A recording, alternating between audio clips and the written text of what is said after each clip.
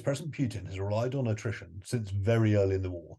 After the first month, when his attack on Kyiv failed, and he consolidated back into the east of the country to try and grind his way slowly westward, which of course didn't reap him the rewards he wanted to. I mean, of course, to my knowledge, the Ukrainians haven't admitted that they conducted the attacks, and that shouldn't be a surprise. They're very good at their deception, and they don't give information of this nature that they don't need to. They like to keep people guessing. But the attacks are potentially very significant, as you suggest, deep into Russian territory. One of the air bases just southeast of Moscow. So it feels like a step up in some of these attacks that Ukraine have managed previously onto the Kerch Bridge into Crimea. So it's very significant. Can it be called an escalation, though, Rupert? Look at the havoc that Russia has wreaked in Ukraine, the attacks on infrastructure, the destruction of towns and cities, the targeting of civilian targets. This is no more than being in keeping with that. It's certainly not an escalation. It's an impressive attack, but it's certainly not an escalation, because if it was the Ukrainians, then they have struck a military target inside Russia, a military target that, as you say, has been responsible for attacking Ukraine sovereign territory. The attacks by the Russians, not least yesterday, time and time again, are against civilian targets, national infrastructure, electricity, power grids, and the like. So it's certainly not an escalation. Far from it. It is a legitimate attack against a military target. And there has been, for pretty obvious reasons, a bit of an inhibition on the part of Ukraine's friends in the West when it comes to supplying the kind of weapons that might be used for these longer range attacks. But this is not about the use of those weapons supplied by America or Britain or anywhere else. This is about Ukrainian ingenuity. It certainly looks that way, doesn't it? As you say, I think NATO nations have very sensibly tried to take a moderated route in terms of the weaponry they provide to the Ukrainians. So it doesn't offer Putin some kind of false pretext against NATO. But as you say, this would appear to be more of an ingenious attack using unmanned aerial vehicles. And just a word from you on Ukrainian ingenuity, because we've seen it before in recent weeks, haven't we? The way that Ukraine has used its available weaponry in an innovative way to strike in a damaging way at Russian targets. I'm thinking of the attacks on Russian warships in the Black Sea, the use of sea drones, for example. Yeah, I mean, they really are. They're masters of making best use of what they've got.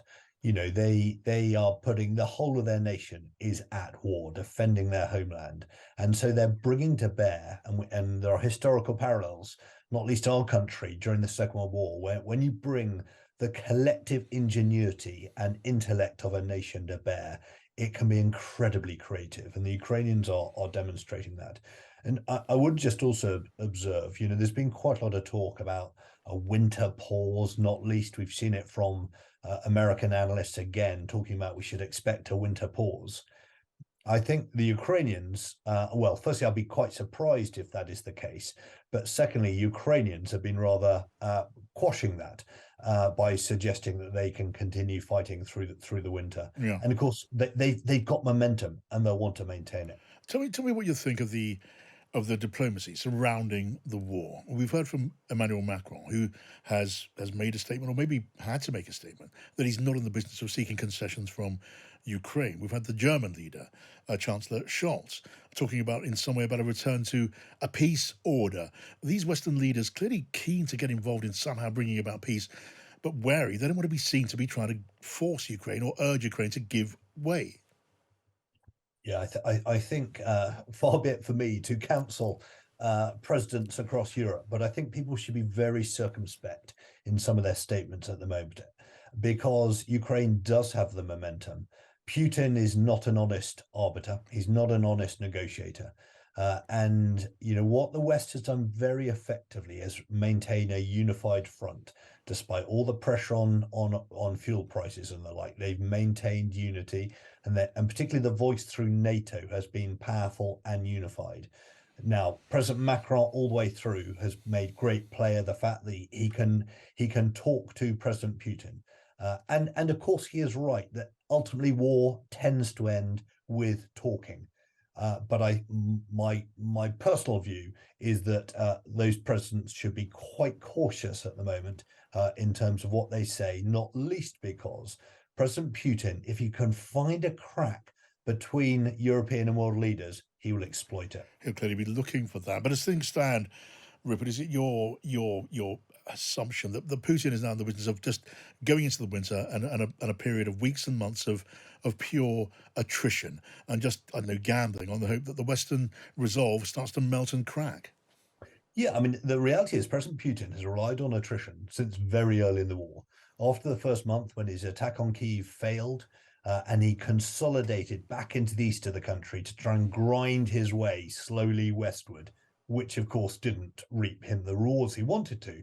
But at that point, he went to a very attritional form of warfare. He has he has demonstrated over those months he has no other plays in his book. So what we can expect to see, I would imagine, is more of that attrition through the winter. Now, the Ukrainians have demonstrated that they are incredibly resilient to that, and they are suffering, and it's cold and it's miserable, but they're tough people and they're defending their homeland. So I wouldn't bet on Putin's attrition having much effect. Oh.